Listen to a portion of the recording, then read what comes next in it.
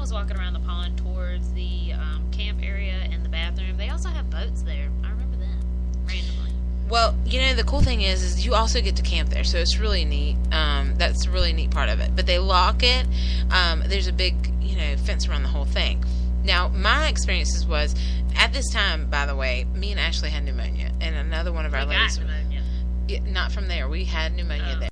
And I remember just sitting there, because I had covers wrapped around me. I mean, it's cold outside. Know. Yeah, we didn't know, and it was really cold, and there's elements and stuff, so we can't take anything away from that. But I remember looking at the porta-johns. Like, if you've been there before, you know what I'm talking about. There's a shelter area, and you're looking towards the porta-johns. And I saw a dude, and he was completely dark, shadow-looking. I mean, I'm assuming it was a person because it was completely solid to me.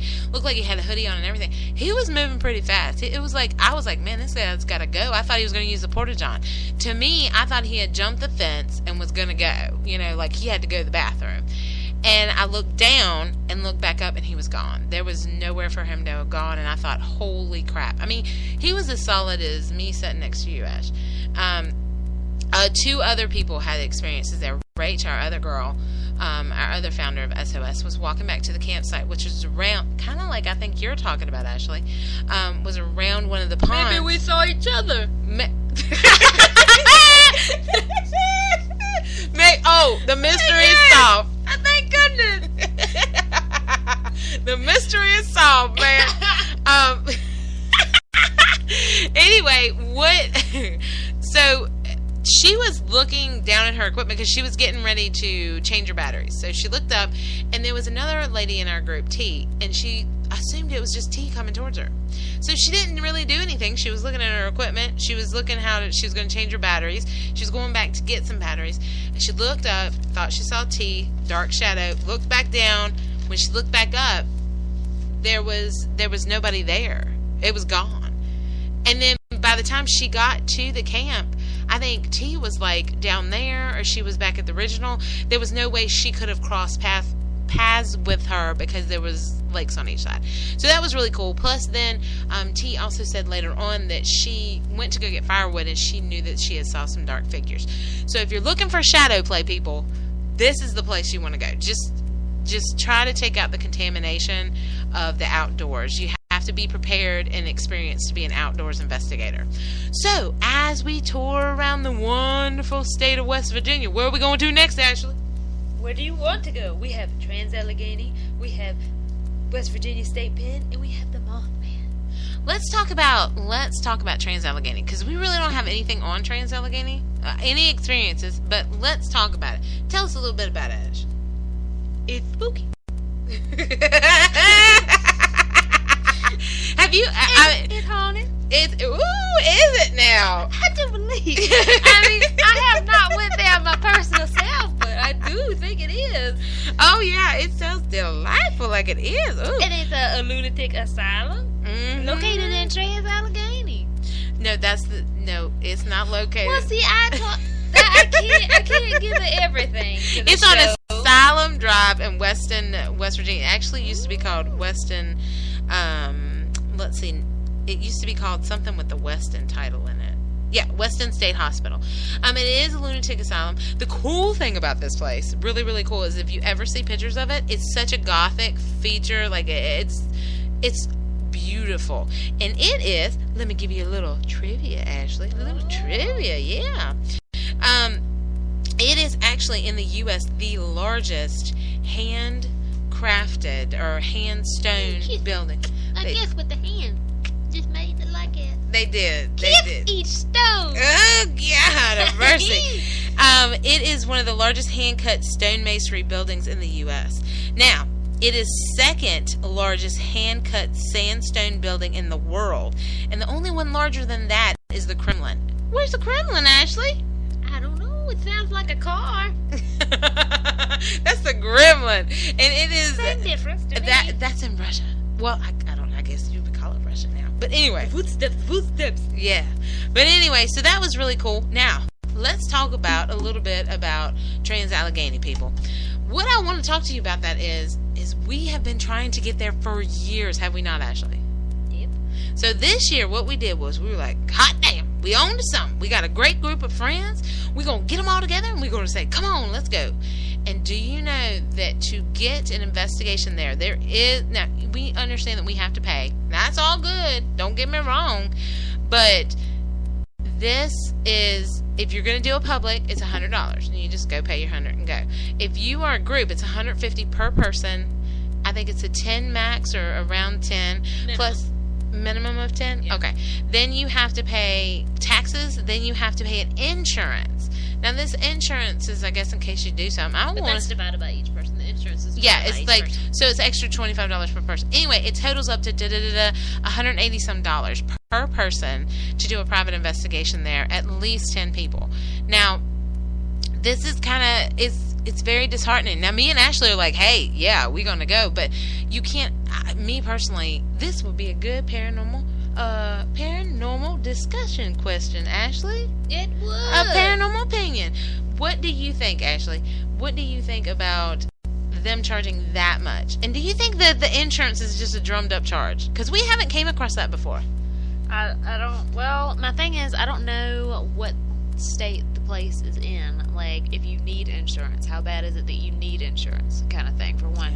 For two, that's pretty much something for a brag book. You have that forever that you went there. That's something that you might want to budget for. I mean, it's not something like, hey, Friday night, let's go down here, man, this weekend. I mean, it's not really that, but I'm for it, because, I mean, that's a place you really want to go. Yeah. Like, me too. Like, I want to go. Listen, people, we want to go. We didn't get to go with our original group because we were like, man, that is a lot. And I understand that. And I can't ask anybody to come off $180 some a piece. So then we got... They give you pizza, though. Oh, do they give you pizza? No, that's the Ohio Reformatory, I think. They don't give you pizza. Maybe I'd be a little happier if you gave me the pizza. Well, then we have... another group that we've been asked to go with, and God bless them. I hope they come on, pull through, people. I really want to go, but if not, I guess me and Ashley will have to go to. We'll have to go to just, I guess, get a public. Oh God, a public. Ooh.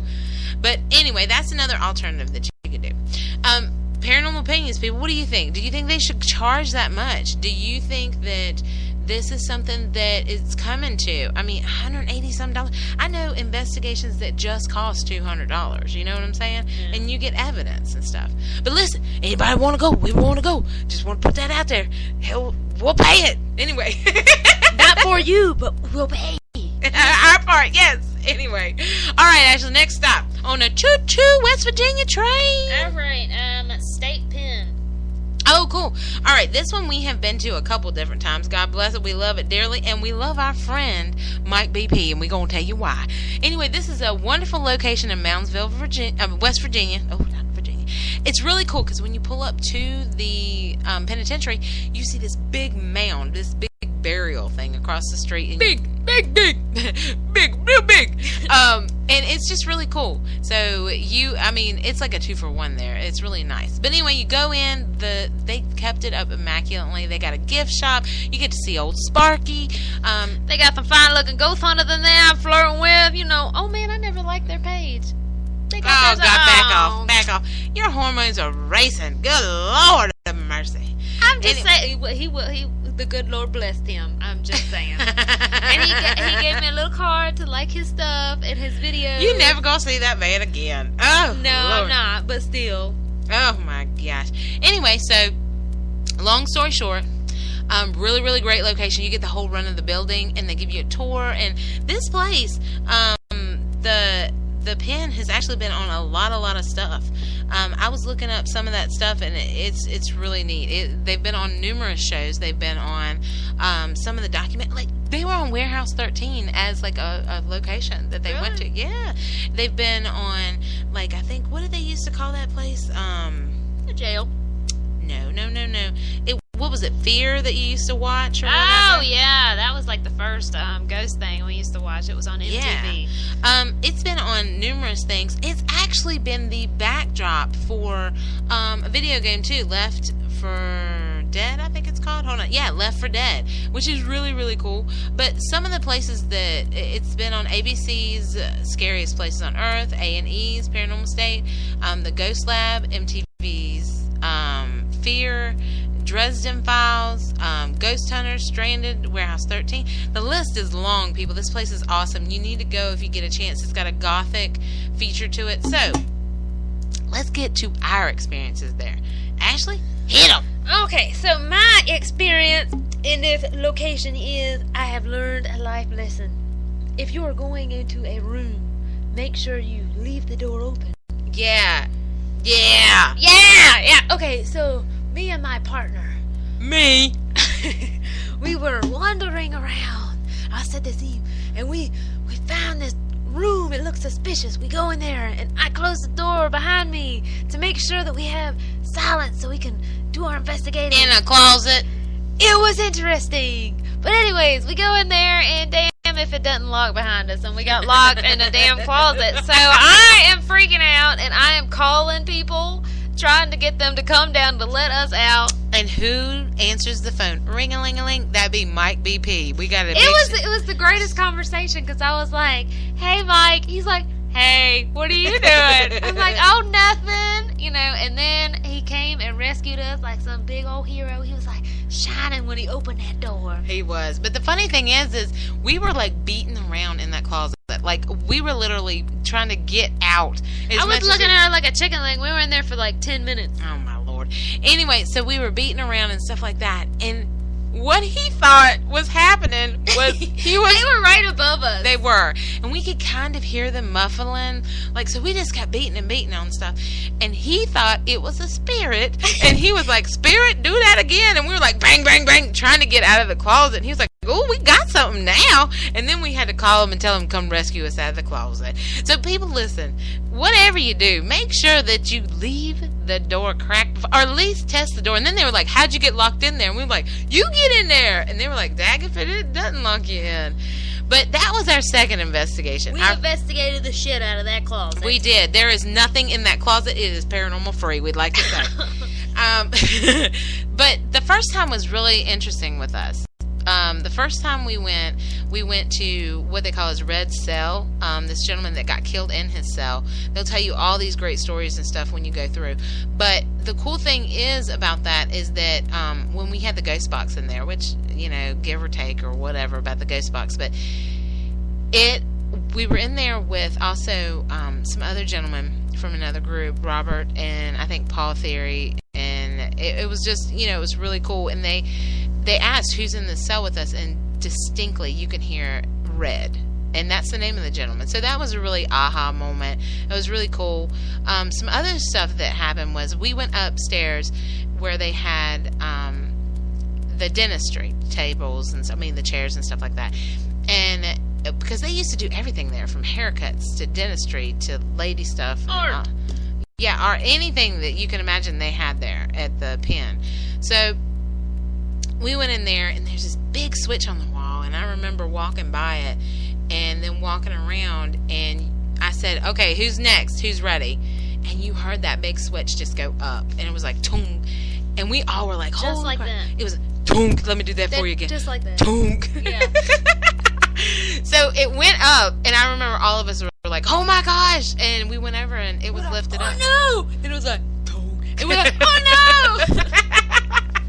So we lifted it. We watched that it had been lifted. So that was really, really cool. But the coolest part was we were down in the basement where it was the hole, and apparently some guy got killed down there. Did he get his pecker ripped off? He may have. I asked that every Did it look time. like this little pecker right here on this little mouse? No, I'm guessing it was smaller. Oh. Maybe thicker. Yeah, maybe. Anyway, so I remember we were down there, and it was completely pitch dark. I don't think it was his pecker. I think it was his fingers or something, because every time I asked the tour guide, I was like, "He get his dick ripped off!" And I'm like, no, he didn't.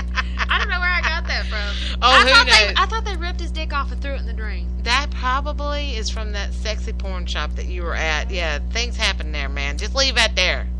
She'll be there in 20 to 25 minutes to pick it up. Yeah. Just when she does her little peak show dance. So, the other cool thing that happened to us down there is we were all sitting in the dark. It was our group and then a couple other people, and it was completely dark down there, and we were just investigating. And the coolest thing is we have metal chairs,